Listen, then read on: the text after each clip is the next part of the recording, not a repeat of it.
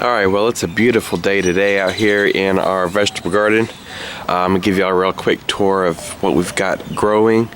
I haven't been out here as much. I've had several other projects I've been working on here lately, but let's just take a closer look of what we all have got going on in our spring/summer garden here.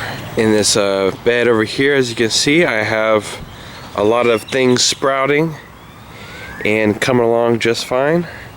We've got some sweet potatoes, green beans, several varieties of melons, cantaloupes, and we have squash, summer squashes and winter squashes, a few varieties out here of those, as well as watermelons, and we also planted out some sunflowers here to help attract bees to our vegetable garden. So there is a quick look at that bed. So we have several nice heads of lettuce out here growing. We'll start harvesting these fairly soon. As you can see here, here's two different varieties we have. Some more lettuce here. I got kind of nestled between our tomatoes, so I need to start pulling out fairly soon. On this trellis here we have our these are our sugar snap peas. They are actually starting to flower now, as you can see. So hopefully we'll have some sugar snap peas on here very soon. They're coming along quite tall. I'm guessing they're about 4 feet tall right now. Down here we have our pole beans. They're still growing, coming along just fine. They did get hurt a little bit by a freeze we had a little while back, but they're coming along quite nicely. Over here we have our blackberries. They are actually coming back wonderfully. As you can see down here, we have quite a bit of flowers starting to bloom on them, so we'll start having blackberries fairly soon. Where you see a flower, you will see a berry. Here we have all of our tomato plants. They are coming along fairly well. We actually do have some tomato just starting to fruit on one tomato plant here. Let me come down here and show you.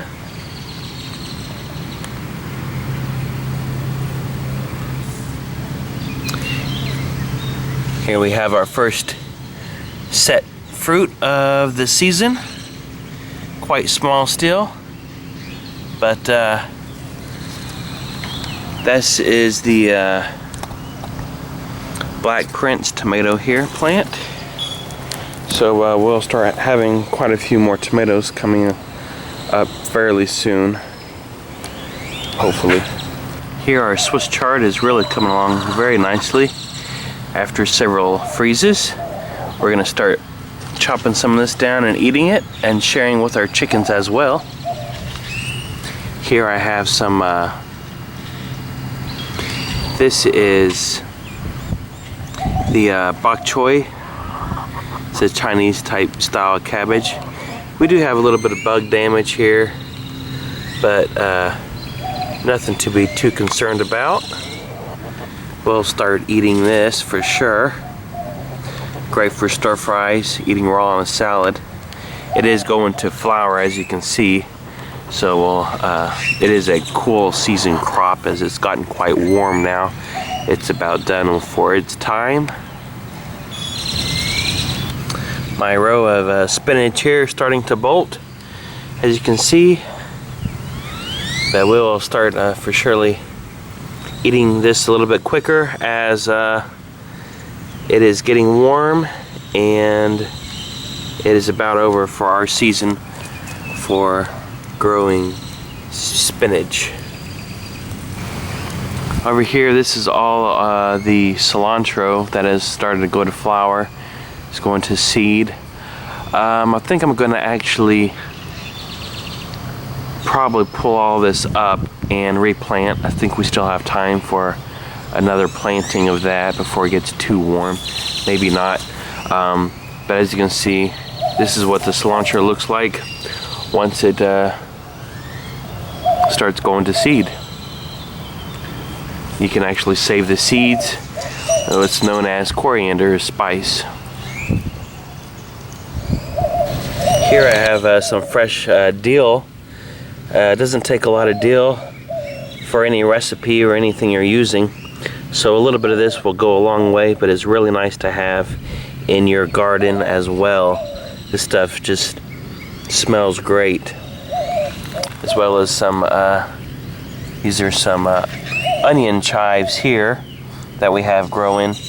And then on the other side of the garden I have some garlic chives, which are a perennial for us. Let me show you those. Over here nestled with the blackberries and around our garlic here is this perennial garlic chives here. This thing, we planted this several years ago. I didn't realize it was actually a perennial. I wasn't sure if it was a garlic or onion chive, but this is the garlic chive, which is a perennial for us here in Zone 8A. A great, easy to grow crop for you if you're really looking to grow something like that. Then over here we have some, these are onions that I had overwintered, and they're actually starting to, this one bunch here is starting to go to seed. I need to pull those up. But this other bunch here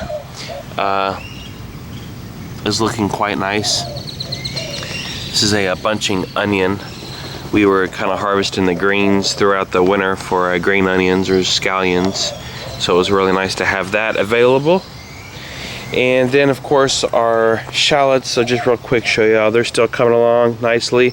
These are the gray French shallots. We also have some Dutch shallots and several varieties of garlic growing here. Still coming along quite nicely. Let me take you a little bit closer, as I'm just now realizing we have the scapes. The garlic scapes are actually starting to come on this variety of garlic here. This is the Spanish Roja garlic. And if you can see this here, this is the scapes. If you can see on here, let me see if I can get it. This will start to curl up, and you can actually use these in cooking. Last year we grilled them. We can make some scape pesto with them, but we will need to start cutting these. We'll trim these back fairly soon here.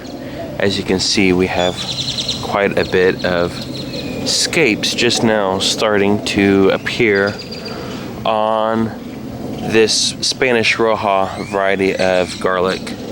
So that's very exciting. That means we're just getting that much closer for our garlic to be harvested soon.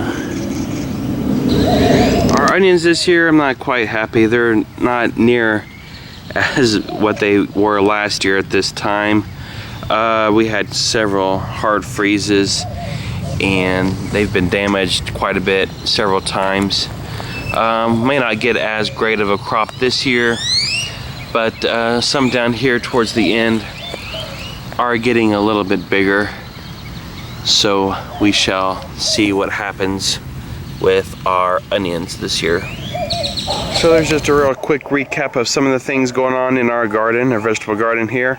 I do get several questions about different kinds of pests and problems in the garden. I, as you can see, do not really have a lot of pests or insect damage or problems in our garden. I'm not sure why. I've never had a lot of issues with that, quite honestly. It may be because of just the healthy soil or the healthy nature of our garden and whatnot, but